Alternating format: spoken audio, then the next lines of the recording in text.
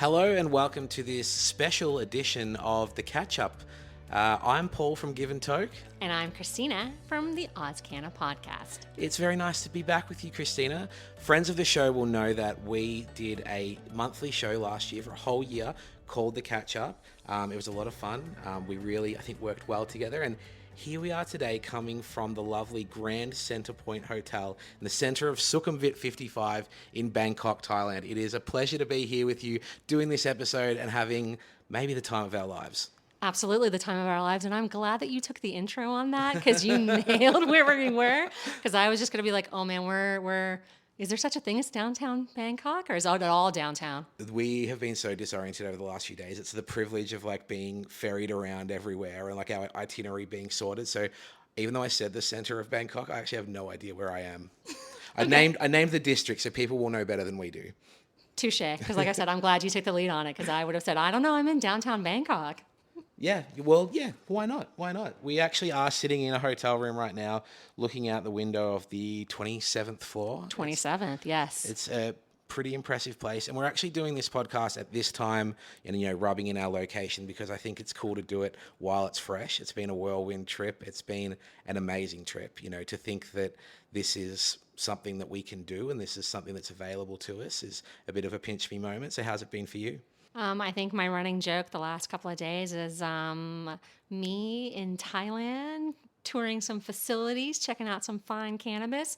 Definitely not on the 2025 bingo card. Indeed. I think I really enjoy coming to different places and seeing different things, and the fact that we get to do it together. We've been friends for a while, we've been creating together for a while, we've taken a little breather because again, friends of the show will know that I've entered the industry, so lost my impartiality to an extent because we used to cover the news and call people out and so on, and now I have to, be a little bit more diplomatic. So it's probably the time to say that, I must say that not everything I say in this episode represents the opinions of my employer. There's a little disclaimer for the NDA there. There you go.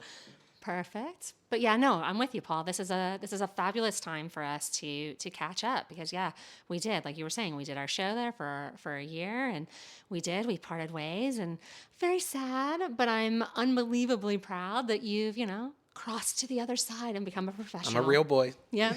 All grown up now, Paul. I'm glad I'm making you proud. Well, we used to kick this show off with hot tokes where we would say, lightly controversial things. But I don't know about you. I'm feeling the absolute loveliness and calmness of the beauty of Thailand right now. And I've got nothing sassy to say. So I think we could go maybe more tokeaways, our key tokeaways for the event rather than hot tokes. What do you think? I like it, sir. I like it. I'm going to kick things off with my first key takeaway, and that is, it's kind of obvious. People know I've been to Thailand a couple of times, and I'm a big advocate for the place and for the cannabis, but I do think Thai cannabis gets a bad rap. I think there's kind of this weird conversation where there's an assumption that because things can be cheaper in Asia, that therefore shortcuts will be taken, and I'm sure there's plenty of bad weed here, I'll be straight up, but from what we've seen over the last couple of days, the standards that we've seen in the facilities that we've visited are just out of this world. And not only are the facilities top tier, we've kind of learnt that people have come from all over the world to be part of this. So,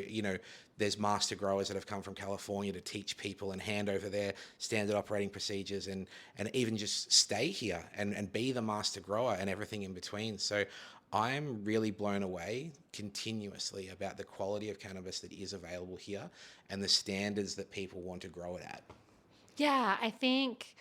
we went to two facilities while we were here, and the first facility we went to was Iridescent, and I think one of the things that really blew me away there was just the meticulous detail of their trimming. Yeah. I mean, they had everybody kind of set up, and they were just kind of breaking it down smaller and smaller and smaller, and then as you got to the end, the person at the end was using tweezers. Yeah. And I've never in my life ever seen anybody trim anything with tweezers. And it was again, such attention to detail. It was fascinating to watch just how fast they were doing it too. I think that's kind of the cool thing about this industry.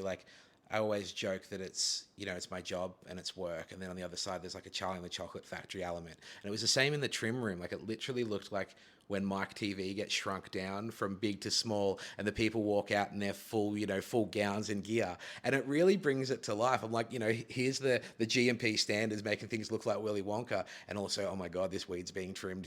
It's incredible. Like I constantly pinch myself in anything that we do that's cannabis related, that's a privilege like this. But also now that it is my work, I couldn't be more kind of thankful and grateful. But enough about me. Let's talk a little bit more about the Iridescent facility, because that was a hell of a place. What were kind of your takeaways, or takeaways rather, of specifically the Iridescent Med facility in addition to the trim? Like I said, that was one of the things that really stood out to me. Also, again, attention to detail and how everything is presented, right? Just their boxing, their packaging, everything, the thought that went into their logo and how and again, with their name, Iridescent, and talking with Min, and how she was talking about how, when you look at something that's iridescent, you see it in a different light, and how it changes in the light, and how it was important to them that, again, breaking that stigma. They want people to see things in a different light. And it was, again, attention to detail. And it was really a clean facility as we're walking around. Very clean. Yep, switching PPE between sheds and rooms and things like that. And like that's always one of the things with GMP quality, is like the expense on PPE is out of control. Oh, okay, yeah. Oh God, the room that we walked through. Oh God. Hi, help me here for a second with the air. What was that? Oh yes, yeah. I've totally lost my words as well. I can't think of what airlock. The I don't airlock? know. It's like a clean room that blows clean air. Like yeah. How have I lost this word too? It's contagious. But yeah, that was that. Again, I realized on this trip, the second farm we went to, that's my 10th farm. But at the Iridescent farm, that's my first, I'm going to call it an airlock. Yeah. That's my first airlock to go through. Like, Yeah. I was like, whoa, cool, next level here. That's it. You step in there, it blows and sanitizes, and gets rid of all the little tiny bits and pieces. And like I know that level of cleanliness isn't for everyone. Like particularly, let's respect the OGs that got us here, growing in their backyard or growing in their basement. They still did fine. It's not a knock on the people getting it done. In the sketchiest of places, but it is just, it kind of makes all the pomp and circumstance around medicinal cannabis make sense. Like you see the cost that goes into production. It kind of helps you understand why, the product might seem a little bit more expensive than your average. But I think it's just really cool to see the effort and energy that goes into making top tier cannabis. You mentioned also Min and Sarun, just wonderful people too. Yes. Like it's so important that good people are making cannabis, and that's something that's important to me. It might not mean the world to everyone else, but it certainly does to me. And the way they hosted us, just as an entire kind of experience, was just mind-blowing. Like they welcomed us with open arms. They showed us all the behind the scenes. We saw all the screens, all the data, all the nutrients, all the rooms, all the staff. Nothing is secret. So they've got these high standards that they've put all this money and energy and time and effort into, yet welcome us with open arms. And I couldn't be more grateful for that. Yeah, I gotta be honest, for my first, I guess, experience in Bangkok, man, what a great first day to be just taken around, and just amazing hospitality from those two. Just, yeah, it was so nice. It's probably the moment to mention that there was a cheeky day spa thrown in as part of the tour. So I'm sure not every cannabis facility tour involves a visit to a day spa, but we were treated very well. We were, and definitely upped the level for the next facility tour. And we're like, excuse me, is there a day spa? Yeah, well, where's the massage? Thank you.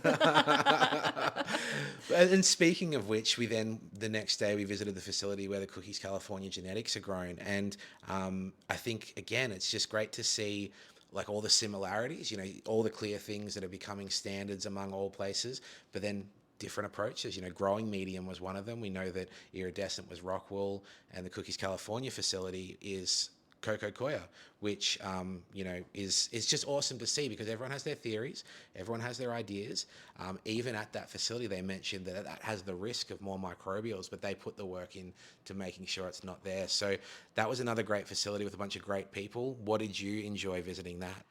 So like I mentioned earlier, this is the second facility there, would be my 10th farm, and one of the things that really blew me away is at the base of all their plants, was so clean, Yeah. right? No mold, no nothing, no pest, no nothing. Like it could have been a houseplant at my place. Yeah. Like Yeah. that's how clean it was. Oh, been a bit cocky there, saying that Yeah, yours are all squeaky clean, are they they? are. They are. But full disclosure, I tend to put sand Oh, on yeah. top. Right on. Yeah, yeah, it keeps the bugs away Yeah. so they can't lay eggs. But they did not have sand on No. theirs. They were doing the extra work, like you were saying there, that attention to detail because they went with a different growing medium, right? Which makes it even more complicated. But like I said, it was really impressive because it was one of the things like I got down low and I'm like looking around and I'm like, oh my God, there is no mold anywhere. Like it's and like you're saying, everybody kind of does. There's a lot of things that are the same, but then everybody kind of does something slightly different to make it their own. And having been to that many facilities now, I can respect, because I'm not a grower, but I can respect how clean the base of those plants were. I was like, that's chef kiss. Yeah, exactly. Yeah, it's just amazing to see really what goes into cannabis. And I think a lot of people assume that when we get to this level of production or facility, it's a bunch of suits, man. But it's still full of people that absolutely love it. Again, great people. And it was just awesome to see, again, how a different facility with different good people are getting it done as well. Like I just really enjoyed being able to see and smell some of those incredible cultivars. We obviously spent some time at Iridescent with, the finished product and their amazing array of jars of buds, and the visual appeal and the smells and the unique aromas that they've got are incredible. And then the same at the facility where Cookies California is grown, it's, you walk into these rooms and they're like, oh, this is the blueberry caviar, and oh my God, that smells like blueberry. I haven't smelt something like this before. So I don't know, again, pinch me moments, privilege, whatever it is, it's been incredible. Yeah, I mean, like even for me to be standing there in front of, there's no doubt that's Gary Payton's. Yeah, Gary yeah, Payton in front of me right yeah, now. There is no doubt that that is absolutely Gary Payton I am staring at, right? Because one of the things that the boys were saying, yeah, people can call things whatever they want. But here I am, and I know for a fact that that's what this plant is. And it was just amazing to be able to like lean in and smell it and be like, oh yeah, man, yeah. that is that terp profile. It's That's it. so, and it was just very rich and full, right? Again, beautiful. Yeah, well, I got to see cinnamon milk at like multiple different stages of grow. Like, saw it in the mother room, saw it in the vegetative state, saw it, almost done, then saw the finished product. And I've spent a nice couple of days with cinnamon milk. Yes, you have. She and I are getting along just fine. Yeah. So, just things like that where it's like these famous strains and cultivars, we've obviously heard of the brand, but, then also getting to see them in the flesh, and them not just being, distant American Instagram things, they're real and they're in front of us and they're in our hands. So just an incredible experience all around. Yeah, just again, it's weird. It's like 16-year-old me is still inside just screaming and I'm like, oh my God, girl, when you Yeah. were rolling up that brickweed, did you ever think that you'd be, again, standing next to Gary Payton, like for reals? Yeah. But Yeah. it's like, it's very humbling to think, again, how far we've come. Like, not even just like myself, but again, just how far cannabis has come. Yes. Yeah, exactly. So that kind of like is the stem of my first key takeaway about, Thailand getting a bad rap. And I think we've just gushed over the place, We have. to such an extent that I hope, I've kind of addressed that concern there. What about you? What have you taken away from, I'm sorry, I'm sick of this pun already. I'm going to go back to like the regular English language because it's, like it was funny once, or like nose laugh, like yeah, righto. But now I've said it like 6 or 7 times. I'm done with it. So, Yeah. Christina, what's your I nearly said it. What's your takeaway? What's your takeaway? Oh my gosh, and now that I'm so stuck on that, I'm like, we workshopped. What was my takeaway? I think it was something about how amazing like just the Thai culture was. Again, Yeah. this is my first time to come to Thailand. Yeah. Right? So I guess I had a little preconceived notion of what I was getting myself into. Bangkok's a whole nother level. Yeah, it really is. Like I mentioned before about like us being ferried around and driven around. Like that's part of this being enjoyable. This is a very overwhelming city if you're solo or don't know what you're doing. Yeah, I was gonna say if you followed me on Instagram for the trip while I was here, I shared a little story about my Starbucks. But to just kind of sum up my yeah. So the first day I go for Starbucks was the Friday morning, and I'm like, oh, it's 60 meters from the hotel. No worries, I got this under control. I go, I do a little, wake and bake because I'm on holiday. And then I'm like, I got this 60 meters. Let's do this. I got to cross 2 streets. It took me 17 Yeah. minutes to cross 2 streets. And oh, so sorry. No, so sorry. I lied. I didn't wake and bake the first day. I didn't wake. We didn't have anything because I didn't bring anything because that's not what we did. Yeah. Back that up. Sorry. It was the second day because the second day I was like, oh my God, I cannot take 17 minutes to walk 60 meters to get my For a coffee. yeah, I can't. I just can't. And so I did. I came home with some wonderful green apple from Iridescent, and oh my God, it smelled like Jolly Rancher green apple, like everything you could possibly think a green apple candy could taste like. It smelled. Oh God, it was so good. And yeah, the next morning I was like, okay, we're not going to wait 17 minutes. We're going to cross this street like we own it, girl. And you guys will be proud of me. I did it in 4 minutes the second day. That's it. So I still like, I would consider myself a somewhat seasoned Thai traveler, but still on that first night, I stood at a zebra crossing waiting for the cars to stop. And it's like, it's kind of muscle memory at that point. But no, you've got to go, hand out, boom, I'm confident. oh my God, that's what I did on the first day. I was standing at the crosswalk and there was like the little red dude. And I Yeah. was like, oh, it'll Yeah, change. it'll It'll change. change. No worries. I'll just stand and wait. And like, I was just standing. Oh my God, I can't believe I'm going to admit this on air. I was just standing there just waiting. And then and this beautiful local walked up next to me and I looked over at her and she looked at me and she must have seen the panic in my Yeah. eyes because I was like, are you crossing the street? And she was like, yes. Let and I was me walk like, this child in her 40s over. yeah, I was like, please, thank you. And she didn't hold my hand, but she could have held my hand, and Yeah. she helped me cross the street. Otherwise, I'd probably still be standing there. Well, there you go with that incredible Thai hospitality you mentioned. Like my wife Ruth and I have this joke, and like, when you come to Thailand and you see some of the kind of unsavory characters coming over from the West, the old guys, that what they're here for, and they love having a yarn to you about why they're going to Thailand for the 85th time that year. Yeah.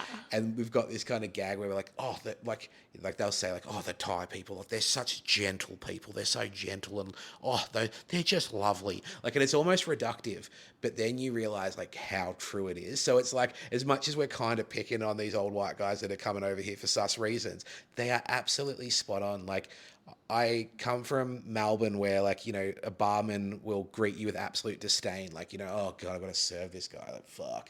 And then you come here where there's just like, there's someone to take your bag and there's someone to open your door. And I know I'm speaking from a point of white privilege. I'm coming over here with Western earnings and making the most of this thing, but I do not take it for granted. Like, just every time something is handed to me, a glass is topped up. Like, I'm just so grateful that person's there and they give a shit about my lunch being nice. Yeah, I have to agree. Like I said, seriously, this girl helping me across the street, like how not like she could tell, and she was like, come on, and she just ushered me across the street like it was nothing, and I was like, oh God, you just literally saved my morning, and you have no idea. I was like, thank you, thank you, thank you. And she was like, no worry, Yeah, crazy, yeah. white girl. It's, Yeah. Again, like you're saying, Westerner. And she was like, you're not the only one. There's something to really take away from this experience, and I've always struggled to do it when I get back home, but when you are here and you see the lack of aggression and frustration and anger despite the chaos, it is organized chaos, there's really something to it. Like, I've experienced it in Mexico as well, where people are overtaking on the wrong side, or you go on a turn into your driveway and a scooter whizzes past, and like there's no like anger or frustration or immediate swearing. And like the second I'm back in that Uber in Melbourne tomorrow to my house, I'm like, oh, fuck that guy, like, oh, piece, I have had the loveliest few days, just feeling like so zen and calm despite the hecticness of this city. And that is something about the people that I really value, and I wish I could bottle and take home with me. Yeah, seriously, you're right. Because Bangkok is absolutely crazy, but the people just are so laid back and you're right, they're so welcoming and so nice Such and so a gentle friendly. people. They are. They genuinely are. You know what? I would definitely come back, which I guess would be my only low point of the whole trip would have been on the Friday night. Our group was very, very lucky and they got to go to a Michelin star restaurant for Yes, dinner. indeed. Yeah. Yeah, With the and lovely Minister on, of yeah, course. like, and by all accounts, it was amazing. And I ended up bowing out before dinner even started just because I had started to get a headache. And I'm for people who read Ozcanner reviews, you guys know that I get migraines. And Bangkok, yeah, it's loud. And at night, there's lots of flashing Even the lights. And vans are full of yeah, lights. Party yeah, van. yeah, seriously. And it was by the time we got to dinner, it was stimulus overload, and I felt absolutely horrible. But I had to tap out on that one. I was like, so if I had to say anything was a low point for me, it was missing out on dinner that night. I felt horrible, but it Well, was the yeah, right you call. did miss a 13-course, 4-hour voyage through regional parts of Thailand's cuisine, redefined in these fusion style blobs and cuts and bowls, just things I've never seen before. Like fine dining is such a like insane experience. Just the level of thought and time and commitment that's gone into it. And I do truly think that like when you're there to play along, it's a hell of a ride. Like if you just need a steak, fine dining is not for you. Like it's like, what is this 1 centimeter cube that has 18 ingredients with a small blob on it? How is that a reinterpretation of a full meal? But it was absolutely incredible, and again, the amazing company. So you did miss quite the experience that night, and you were missed there. But just another insane, crazy Thailand experience. All the more reason to come back again. Try again Exactly. for another Michelin star experience. Exactly. Did you have any low points? My low points would be very superficial, and that is I am a sweaty guy, and this is a very sweaty place, and I continue to be absolutely puzzled by how people function in this place. I see so many locals wearing pants and puffer jackets, and I'm just like dripping with sweat. So, sorry if that's too much information, listener, imagining me as a sweaty guy, but it is such a contradiction for me to come here because I love the cold, but I love cannabis too. So I'm just like, yeah, cool, all right. I will just smoke some of the finest cannabis and not have a care in the world about the fact that I have worn 18 pairs of underwear in 4 days. TMI. You know what? I thought we were pretty lucky with the weather in the sense that it was only the Saturday night that it really rained. We got that full, true Thai Full experience. rain. Yeah. And then I will admit, while we're out and about today on the Sunday, that humidity is really getting us today Yeah. for sure. I'm with you. I'm going to shower. So I'll be 3 showers Yeah, in by yeah. the time I get Hell on the yeah. plane. Yeah, exactly. It's yeah, no, like when you come here, the lowlights are few and far between, just because of the hospitality, because of how far our dollars go. And then, you add our love and passion and joy for the cannabis plant and, the true treats we've been able to see and share and enjoy over the last couple of days. So I guess kind of flipping from lowlights to highlights, what was the best part of the week, or what are you going home with? Ooh. You know what? I think one of my highlights was definitely, again, I'm going to go back to Iridescent and opening the jar of their green apple. Oh God, like, I think you saw me. I walked that whole line, picked up every jar they had, smelt, and was like, no, green Yeah. apple. And then, because I'm difficult, I guess, they brought No. out all these beautiful pre-rolls and they were like, take whatever one you want. And I'm like Yes. looking for the green apple. I'm like, where is it? And let me just it? interject to say, fully legal here, by the way, as well. Yes. Yes. Sorry. Disclaimer. Yeah, and I'm looking at all the pre rolls and the green apple is there, and they're like, "Don't worry about it. We'll get it for you." And We'll go get a GMP pre-roll for you Yeah. at your personal request. and they didn't come back with one; they came back with 3. Hell yeah. And Yeah. so again, that amazing hospitality and just, I was like, oh my God, I'm being such a bitch. I'm so difficult. And yet here they are. They're like, here you go. Yeah. Take 3. And I'm like, what, for me? And they're like, yes, just for you. And I'm like, oh.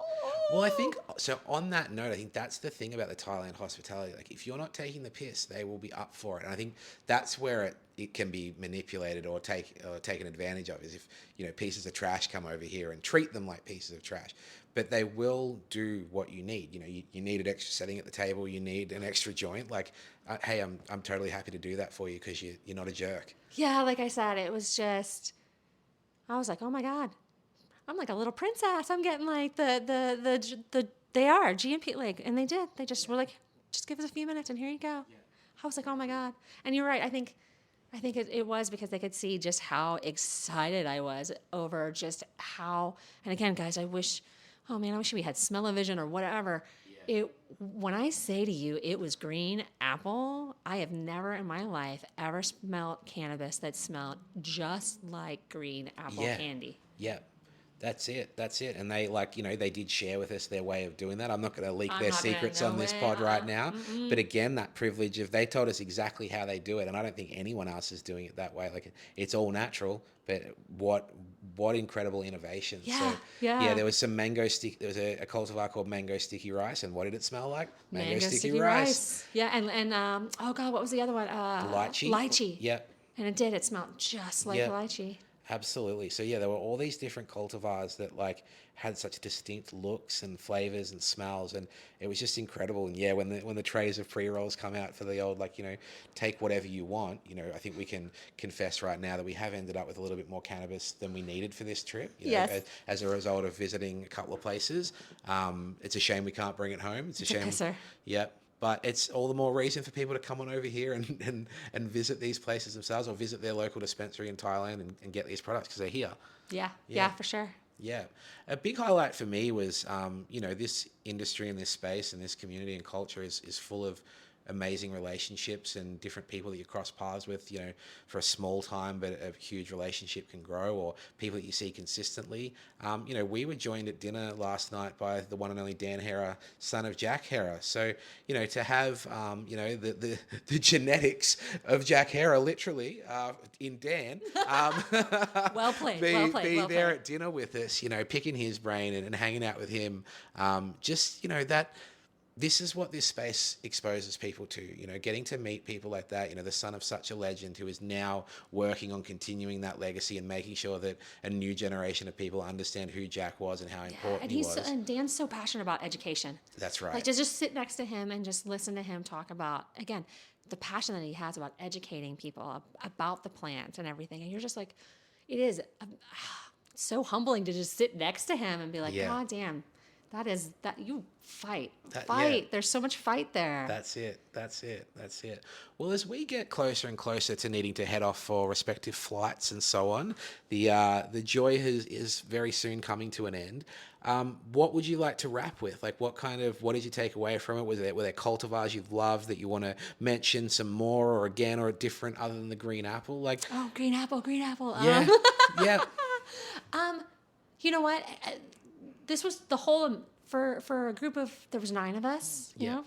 know, and we were all from different places, Yeah. right? We were, some my group, but there was we were a very diverse group, right? We really were, but it was awesome. Just all of us hanging out, going with the flow, going different places, and it was, again, Bangkok is hella hectic, but what a phenomenal time, and I'm extremely grateful that, like I said earlier, 16-year-old me, no fucking way did I ever think to myself that this is where my passion for cannabis could lead me. yeah. And that plays so much into whenever people DM me and ask me how to get into this space. Like, force your way in. Like, just make sure you're adding value. Just do something. You started doing reviews, Yep. and now this is where you're at. And it's the same. Like, I'm a real boy now because love of it. ultimately an Instagram page I started in 2019.